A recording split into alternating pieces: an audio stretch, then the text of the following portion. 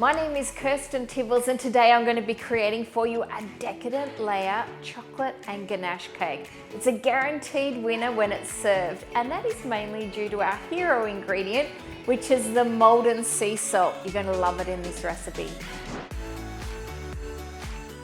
Now this is a very big cake, which is perfect for a family gathering or when you're having friends coming over, but you can simply just halve it and use a smaller cake tin. We are starting with the buttermilk. Make sure your buttermilk is at room temperature before you start the recipe, as well as your eggs. I'm going to place both of those ingredients into the mixer. So the buttermilk first, eggs, some vanilla bean paste, and the melted coconut oil. If you can't get coconut oil, you can replace it with a mild vegetable oil like grapeseed oil. This is going to make the cake really nice and moist. We're going to combine these ingredients together with the paddle attachment for 2 minutes. You can do this by hand if you've got a strong arm. Our liquids are thoroughly mixed. All my dry ingredients are sieved apart from the sugar, which doesn't need to be sieved. Got some bicarb soda, some baking powder, some Dutch processed cocoa powder, which is going to make your cake beautiful, rich and dark in colour and has a delicious chocolate flavour. We have 10 grams of Maldon Sea Salt, which is a generous amount. Now this certainly does not need to be sieved. Just going to gently mix the dry ingredients together. I'm going to add these into the liquids and fold it through with a spatula by hand. You don't need to worry about maintaining the air at this stage. We're just going to mix it together. It should make a thick chocolatey paste. Last ingredient is some hot water, which is going to sit on top. And then we're going to blend it all through with a whisk. This is going to bake in a fan-forced oven at 175 degrees Celsius for approximately 45 minutes to an hour. Divide the mix evenly between the two tins. To check when it's ready, test them with a skewer, and as soon as the skewer comes out clean, they're ready to take out. After they've been out of the oven for 5 minutes, flip them over onto a flat tray so we flatten the top of the cake a little bit and let them cool in the tin. Now we're up to the exciting part, which is tempering some chocolate. You only need to temper chocolate if it contains cocoa butter or you're using it on its own, where we are with this decoration. It's really easy with my tips and tricks. So we've got chocolate here in the button form. If you're using a block of chocolate, you need to shave it or chop it evenly as you can. We're going to place this in the microwave. We're going to start with 30-second increments and go down to 15-second increments if needed. We're going to melt it on high, stirring it in between each application of heat until we have 50% liquid and 50% solid chocolate. Then we're not going to heat it anymore. So after some vigorous stirring, that solid chocolate will melt, which will leave your chocolate tempered. We're going to pipe some bunny ears with this chocolate. To make the chocolate hold in a more three-dimensional shape, we're going to add a little bit of water, which is normally a no-no with chocolate, but I'm going to show you how to add it just to slightly thicken the chocolate to make it perfect for piping. Another thing to note as well is that when you're melting chocolate, you should always use a plastic bowl because glass tends to get too hot and it can untemper your chocolate after you've tempered it. So we get a bowl of water and I'm just going to add 1 or 2 drops at a time. Mix it in, and then we pull the chocolate up and drizzle it back in. If it holds on the surface, we're ready to go. This isn't quite there, so I'm going to add another couple of drops of water. So it's okay if you add water as long as you're stirring it when you add it. So we can see when we drizzle chocolate now on the surface, it's holding quite well. So we're now ready to pipe.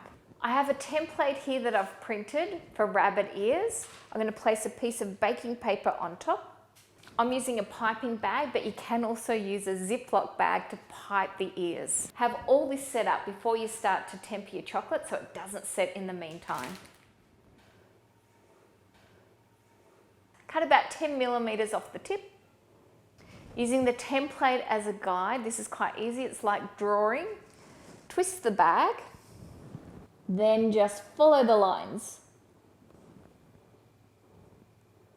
We're going to leave those at room temperature to set. As they set, they will curve a little bit as the chocolate contracts, which gives us a more natural ear shape. Now I do recommend that you do at least a couple of pairs in case you break one. We're now making the ganache for the cake. Don't be alarmed, it is a lot of chocolate, but it's going to be worth it in the end. I'm using a good quality chocolate. To determine if it's a good quality chocolate, check that it has cocoa butter in it. We're going to place some cream into the saucepan, place the vanilla and some ground cinnamon into the chocolate. We're going to bring this to a boil, pour the boiled cream over the chocolate, cinnamon and vanilla.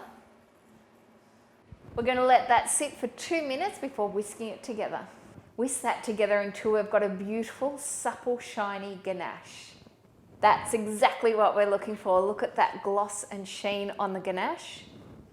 What we do now with the ganache is we cover it with plastic wrap so it touches the surface, and then we're going to leave it at room temperature for 4 to 6 hours. So you're going to do this before you start your cake, so by the time your cake is baked and cooled, you're ready to go.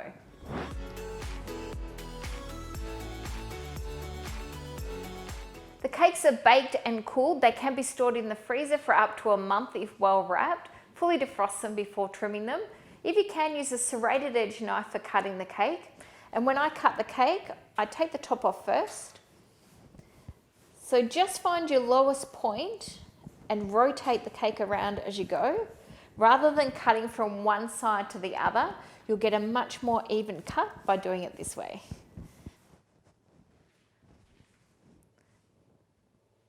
Now we're going to trim these cakes in half, so we'll have 4 layers of cake and 4 layers of ganache. So exactly the same technique. As I said, this cake is a large cake and will feed up to 20 people. So if you're wanting to make a small one, that's no problem at all. You can just halve the recipe. Place the cake on your serving plate. Spread the ganache evenly on each layer of cake. Look at that texture and that finish. It's going to be so yummy. Just push the ganache a little bit to the edge without it going too much over. Place your next layer of cake on. Make sure it's lined up evenly and press it down on top to ensure it's level. Then we repeat the layers.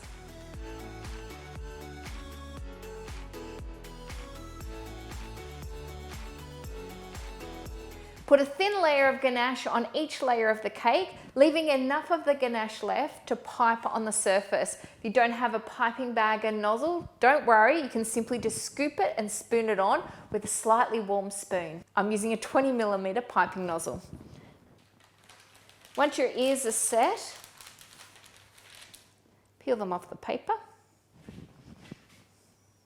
And we just stick them in, and that pipe ganache helps to hold them up. I have a little bit of gold metallic, or you can use gold lustre. We're going to take a generous pinch of the Maldon Sea Salt, sprinkle it in, and then we're going to mix it with that metallic powder, and we're going to use that as part of our garnish. Now I have some chocolate Easter eggs. You don't have to make them yourself. You can use store-bought eggs. I have made these ones though. Now we're going to place these on the cake. I'm just going to melt the egg. Once you've melted the opening, we place that while the chocolate is still wet into that beautiful Maldon Sea Salt. Have a look at that.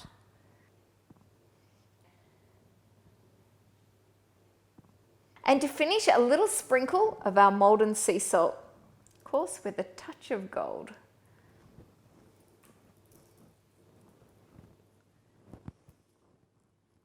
Now this is a fantastic cake. For me, this is best eaten at room temperature. It's perfect with a scoop of ice cream or a drizzle of cream. The perfect match, chocolate and Maldon Sea Salt. Happy Easter.